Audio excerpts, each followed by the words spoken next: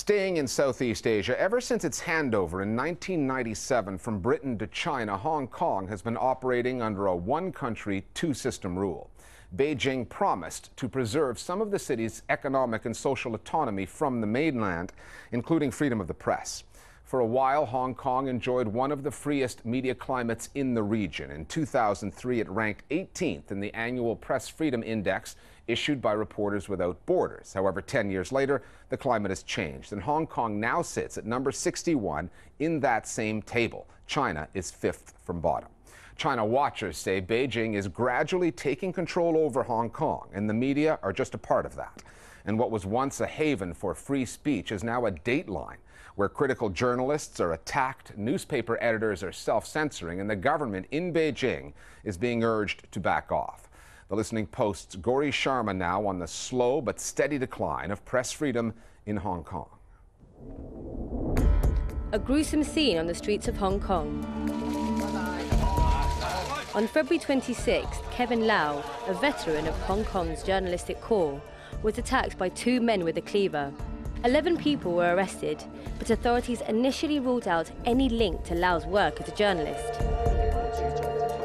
From his hospital, Lau said he strongly disagreed with the Hong Kong police. 希望匯聚社會各界嘅力量，促請警方早日破案，令新聞工作者可以對法治重拾信心，無需恐懼暴力威脅。 6 weeks before the attack, he had been removed as editor of the muckraking newspaper Ming Pao. His replacement was known to have pro-Beijing sympathies. According to other journalists in Hong Kong, the attack on Lau had everything to do with his journalism. I cannot simply think of any personal reasons that can justify the attack. He's financially stable, he has a happy family, and all we can think about is what he has done and what Ming Pao has done. Ming Pao is one of the few independent voices in Hong Kong, and it's really famous of its investigative reports. One could say you could not link this incident to press freedom, but all these coincidences added together will make Hong Kong journalists very worried that whether or not their freedom to report and to comment without fear has been eroded. While editing Ming Pao, Lau collaborated in an investigation that revealed the hidden offshore assets of some of China's ruling elites. That story was published in January. Lau was fired within a month. To most of his colleagues, it was clear the investigation touched a nerve. The situation is so sensitive that people are reluctant to talk about it on camera, and those that do want their anonymity preserved. This attack shouldn't be seen in isolation. It's just the latest in a series of attacks that have steadily eroded press freedom. It's come to a point when journalists are really hoping that authorities in Hong Kong or Beijing will give them a guarantee that journalists will be protected and that this won't keep happening. Media workers have reason to be nervous. Last year alone, the Hong Kong Journalists Association recorded at least 6 attacks on the media, including the storming of the offices of Next Media, a company known for its cutting-edge animation, and an assault on Chen Ping, the publisher of political weekly Ice and Affairs. Then there were the journalists pushed out of their jobs, like Li Wei-ling, an outspoken radio host who says she was removed from her job for criticising governments in China and Hong Kong. But there are other issues media watchers are concerned about. Large parts of Hong Kong's media are owned by business tycoons with ties to the mainland. Richard Lee is the owner of the Hong Kong Economic Journal. His father, Li Ka-shing, is one of the most influential businessmen in China. Malaysian billionaire Robert Kwok owns the South China Morning Post and has huge investments in China. Analysts say such relationships with the mainland have had an impact on the independence of media in Hong Kong. Another way Beijing is changing the media landscape is by inserting political allies within news outlets. The South China Morning Post has been a Hong Kong institution since 1903 and the city's leading English-language newspaper. In 2012, the paper appointed its first editor from the mainland, Wang Jingwei. It is reasonable for people to speculate whether his background and his political inclination will be very much pro-China to the extent that he may not be an independent editor. But on the other hand, of course, he's also a journalist by profession. He has a lot of experience, so one can never pin down on whether the move is a politically motivated one. Since Jiang Wei has been editor, the situation has worsened. The most spectacular incident was of the coverage of a blind dissident who died in suspicious circumstances on the mainland. The story was meant to run quite prominently on South China Morning Post, but it was cut down to a nib and pushed to the back pages. A senior editor who questioned that decision was told by Wang that he didn't have to explain anything to him, and if he didn't like it, he could leave. It raised concerns and protests outside the office. There is certainly a tightening of media control. It comes in the form of self-censorship and also some direct interference from Beijing officials in Hong Kong. In some cases, we've seen pages dictated by Beijing officials. Photos were added, headlines were changed, and some interview ideas were barred, and certain people were told not to speak to them.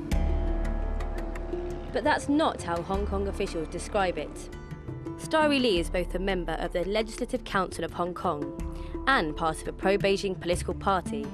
Hong Kong is still the heaven for media, and media are also free to say anything they want. If it is a censorship, it is the organization itself who decide. We can see every day, every program, they look at issue from different angles. Some criticize the government heavily, some will support the government in the way that Chinese government work. From my observation, Hong Kong's media do have basically full freedom in expressing their view. But Beijing critics argue that wasn't the case during the 2012 election. According to a report in the South China Morning Post, the propaganda chief of China's representative agency in Hong Kong called the owner of the daily Hong Kong Economic Journal to complain about its critical coverage of the city's recently elected leader, Leng Chunying. It seemed that the phone call worked, because I know several senior journalists at Hong Kong Economic Journal, and they say, still 2 years later, they're just basically more careful than they were in the past about being critical of the government. And that's very worrying, that one phone call can make such a big impact. I don't think there is concrete evidence saying that. From all these situations, or from all these things happening in Hong Kong, I can conclude that we still enjoy a freedom of expression, and media still enjoys a high degrees of autonomy. When Hong Kong was returned to the Chinese 17 years ago, there were all kinds of concerns about how the city would change. Those changes are now happening. For decades, the Hong Kong media provided one of the few windows outsiders had into the China story. Beijing hasn't quite slammed that window shut, but it is closing. The proof is right there, in black and white. More Global Village Voices now on freedom of the press in Hong Kong.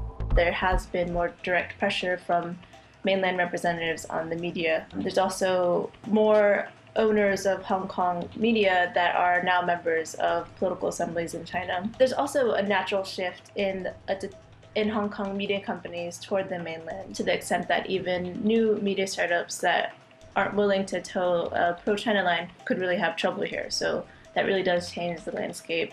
Hong Kong has an underutilized watchdog opportunity when it comes to issues regarding the mainland. Although there is a slow erosion of civil liberties here, the press are free and there is freedom of speech. The thing is, commercial and political pressures from media owners have led to a cancerous trend of self-censorship amongst journalists. Finally, this next video didn't start life as a video at all. It began as a piece of prose written by Kendra Ish, published on an American website, Timothy McSweeney's Internet Tendency. Then some Canadians at a stock footage company based in Calgary called Dissolve came up with an idea.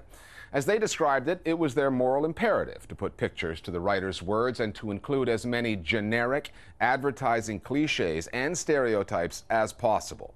Scientists working with beakers, high-speed trains, wind turbines, the kind of evocative images media consumers get bombarded with all the time. They call it "This is a generic brand video," and it's our web video of the week. We'll see you next time at The Listening Post. We think first of vague words that are synonyms for progress and pair them with footage of a high-speed train. Science is doing lots of stuff that may or may not have anything to do with us. See how this guy in a lab coat holds up a beaker? That means we do research. See how we're part of the global economy? Look at those farmers in China. But we also do business in the USA, or want you to think we do. Also, we care about the environment, loosely. Here's some powerful rushing water and people planting trees. In today's high-speed environment, stop-motion footage of a city at night with cars turning quickly makes you think about doing things efficiently and time passing. Did we put a baby in here? What about an ethnic old man whose wrinkled smile represents the happiness and wisdom of the poor? Yep,